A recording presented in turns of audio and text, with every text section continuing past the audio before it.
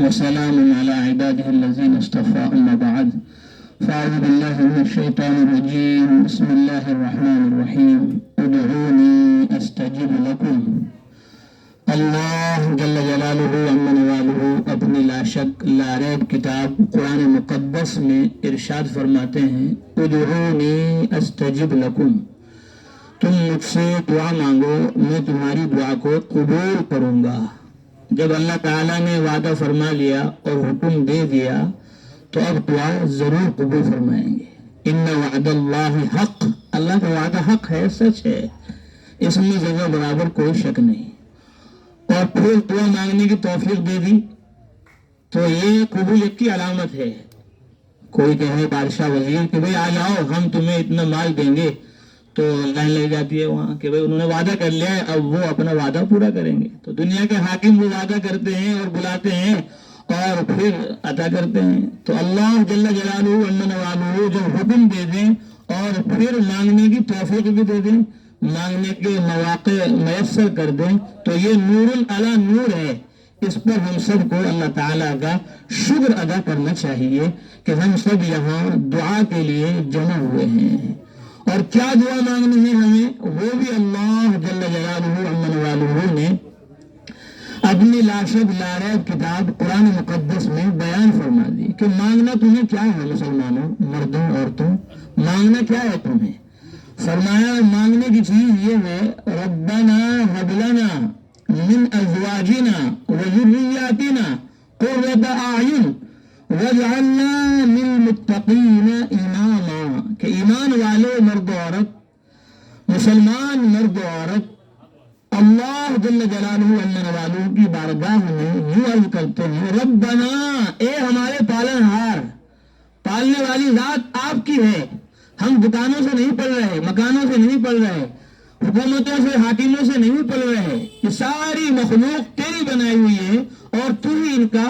سب کا ہمارا پالن ہار ہے۔ ربنا، اے ہمارے پالن ہار، اے ہمارے پیدا کرنے والے، اے ہماری حاجتوں ضرورتوں کو پیدا کرنے والے اور ان کو پورا کرنے والے، ہب لنا من ازواجنا وذریاتنا، ہب لنا، ہمیں عطا فرما ہماری بیویوں میں اور ہماری اولاد میں آنکھوں کی ٹھنڈک، کہ ہماری بیوی ایسی ہو اور ہمارے بچے ایسے ہوں کہ ان کو دیکھ کر ہماری آنکھیں ٹھنڈی ہو جائیں اور دل ہمارا باؤ باؤ ہو جائے، خوش ہو جائے۔ اور ظاہر سی بات ہے مسلمان مرد اور مسلمان عورت ماں باپ کے لیے اس سے بڑی کوئی خوشی کی بات نہیں ہے کہ ان کی ذریت، ان کی اولاد رب العالمین احکم الحاکمین کی لا شک لا ریب کتاب قرآن مقدس کو سیکھے، اس کو سمجھے، اس پر عمل کرے۔ یہ نیک ماں باپ کی علامت ہے کہ ان کو ٹھنڈک جو ملتی ہے وہ قرآن سے ملتی ہے، وہ حدیث سے ملتی ہے، وہ اپنی بیوی میں اور اپنے بچوں میں اللہ تعالیٰ کا علم